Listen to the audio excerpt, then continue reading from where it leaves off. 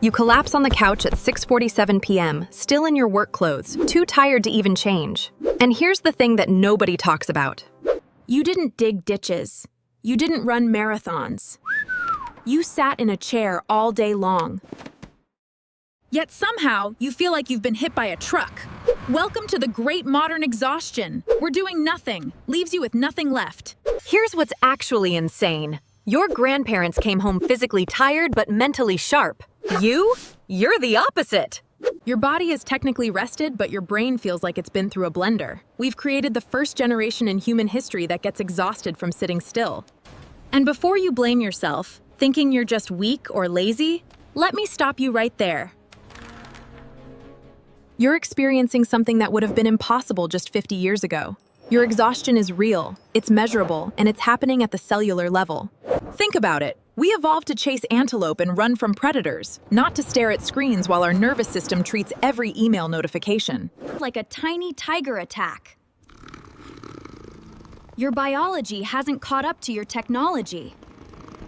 And that mismatch, that's what's draining your battery faster than a smartphone running 47 apps. Chapter 1. Your body's hidden tax system. Here's something that'll blow your mind. You know that feeling when you're exhausted, but you can't point to any one thing that tired you out?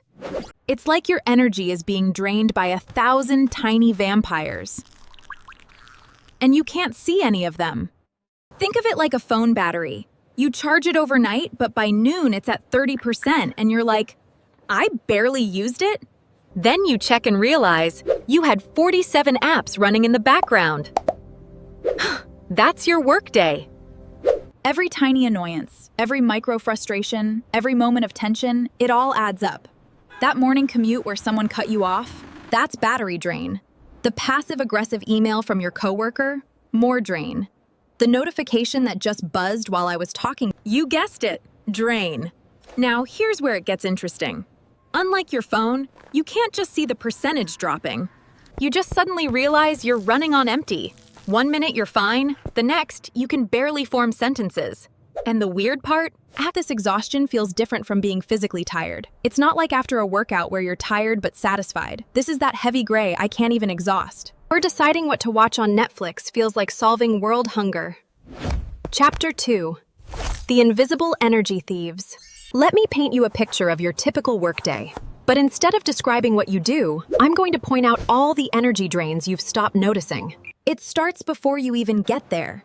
That commute where you're already strategizing, already problem-solving, already on.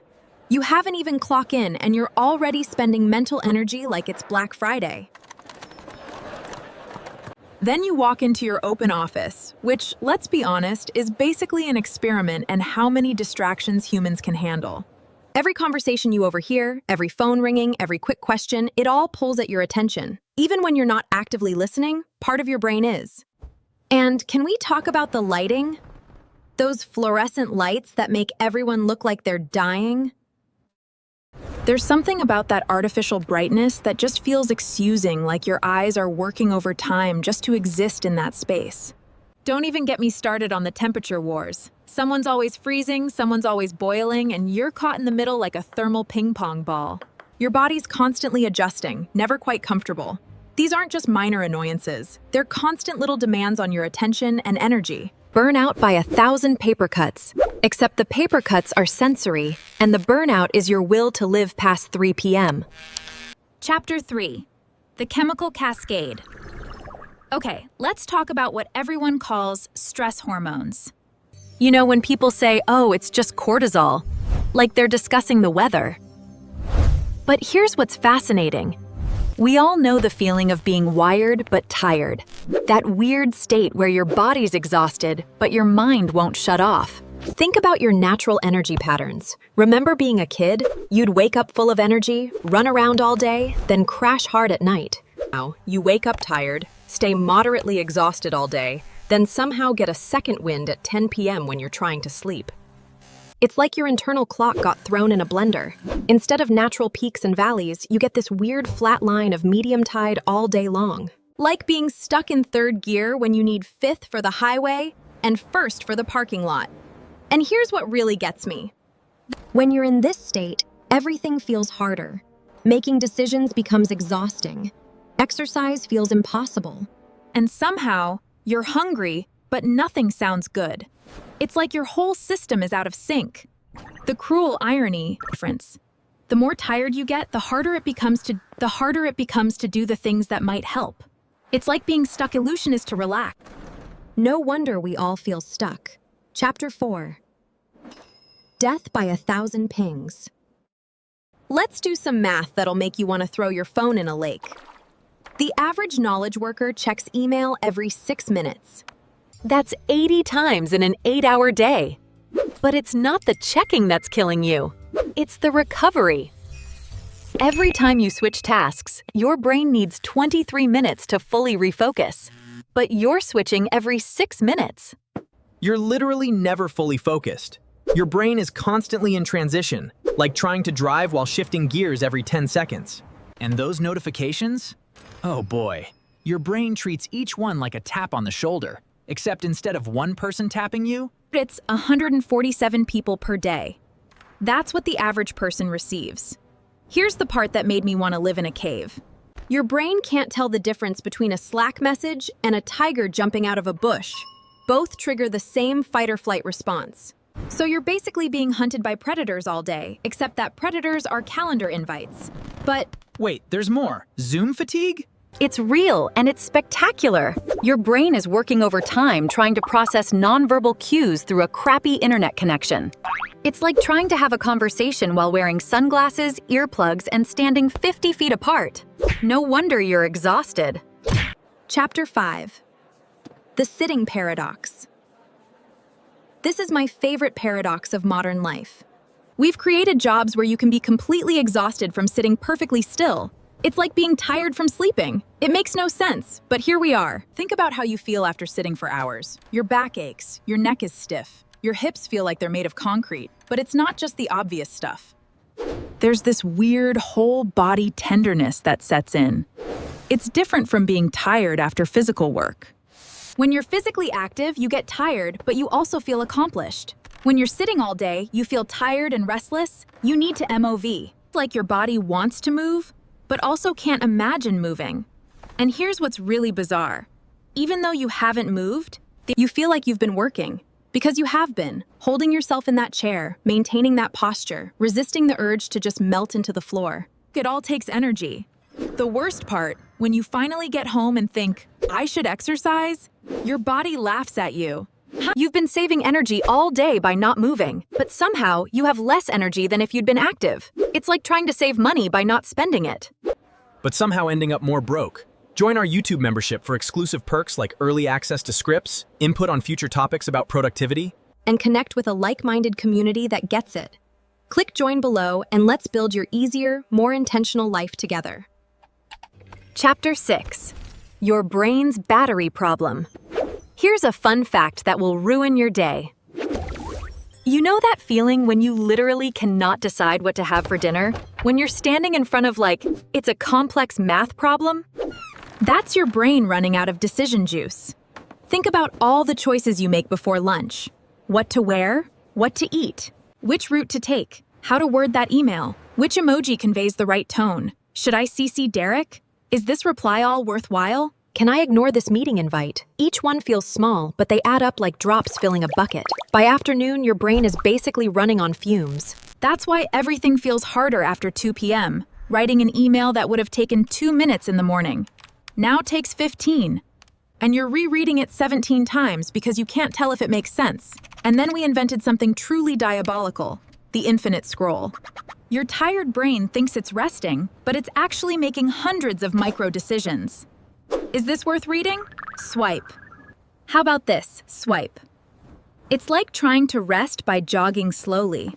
But here's the part that really gets me. After using up all your decision power at work, you go home to more decisions.